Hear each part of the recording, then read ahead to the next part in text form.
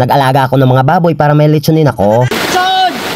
Lechon sa tagulan! At doon na nga tayo sa exciting part na lulutuin ko. Kung nagtataka kayo bakit wala na yung balat sa puwet, abay kinain ko. At dahil nga nag-crave ako ng lechon, kaya akin yung ulo. Kung nakikita nyo naman, abay hinihila-hila ko. Aray ko! At dahil patay gutom nga tayo sa lechon, kaya hinihila ko yung ulo at nilagay sa plato. Kung nakikita nyo naman sa part na yan, pinagtitinginan na tayo ng maraming tao. At nahuli nga ako sa kwarto, kumain ng ulo. Sa part na yan, pinagtatawanan nila ako, kaya nahiya ako, kaya nagtago ako. Ang hindi nila alam ay meron akong tinake out. Aray ko!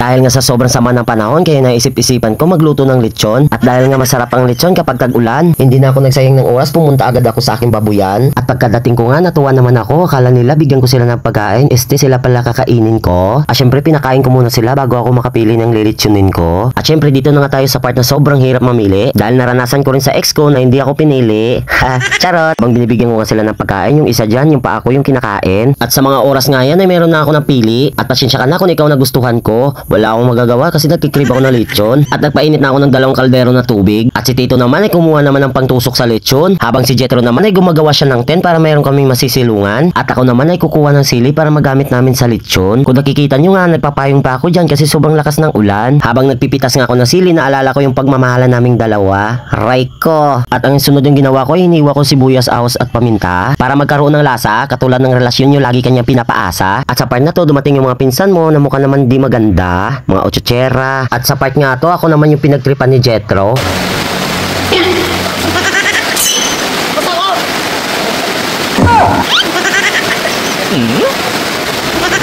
Aminin niyo man sa hindi, nakakamiss yung mga ganitong banding, lalo na pagkasama yung kapatid at pinsan mo. At sa part nga to, nakaganti rin tayo kay Jetro. Kaya akala niya siguro siya lang yung marunong mang-trip. Ang di niya alam, mas loko-loko ako. Kaya ayan, hinawakan ko sa 2 paa at hinila-hila ko. At sa part nga yan, kung ano mahawakan niya, ihampas niya sa akin. At dahil basang-basa na nga kami, kaya naligo na kami sa pinakamalaki naming swimming pool. Nung tumalon nga ako dyan, kinabahan pa ako. Masarap nga maligo sa swimming pool ng babuyan. Aray ko! Habang nag-i-enjoy nga kami, may naamoy ako masangsang na amoy. Kaya naman sinundan ko yung amoy para malaman.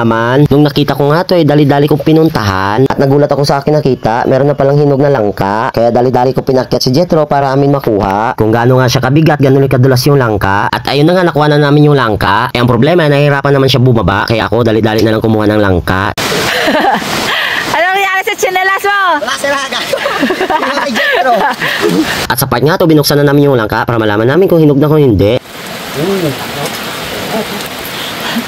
At syempre, tinikman na rin natin kung matamis o hindi. At balik na nga tayo sa paglilitsyon. Kung nakikita nyo naman ay gumagawa si Tito ng sausawan na pwede ilagay sa katawan ng litsyon. Kaya pala nagiging masarap yung litsyon dahil sa mga ingredients na nilalagay sa katawan niya. Nilagyan nga rin namin siya ng tanglad at sibuyas bombay. At sinunod na namin nilagay yung palaman niya. At syempre, doon na tayo sa exciting part na lulutuin na siya. Habang buhat-buhat na namin yung baboy dyan ay bumuhos yung pinakamalakas na ulan. Ang sabi ko nga kay Jetro, bagyo lang yan pero maglilitsyon pa rin tayo. At makalipas nga 2 oras, yan ang itsura ng litsyon namin. At syempre, excited na rin ako matikman. Kung nagtataka kayo bakit wala ng balat yan sa puwet, abay kinain ko na. At dahil nga excited na ako kumain, kaya ayun, pinatanggal ko na. Nagpakuha nga rin ako ng daon ng saging para may paglagyan tayo ng lechon. At sa part na yan ay matitikman na natin ang ginawa nating lechon.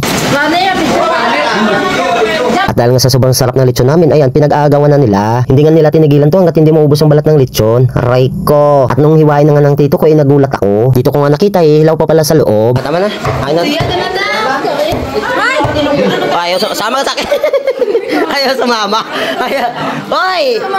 Nagkikrave, dito ka. Sa part na yan, ay kunwari namimili ako pero hindi nila alam, itatakbo ko yung ulo. Hinawakan ko yung bunganga, nilagay sa plato, umalis bigla. At dali-dali na nga ako papuntang kwarto. Pero kahit anong iwas ko, nakita pa rin ako ni Tito. Yan! Ano kinakain mo? Ulit yun. Kalayo mo ngayon nakakayo.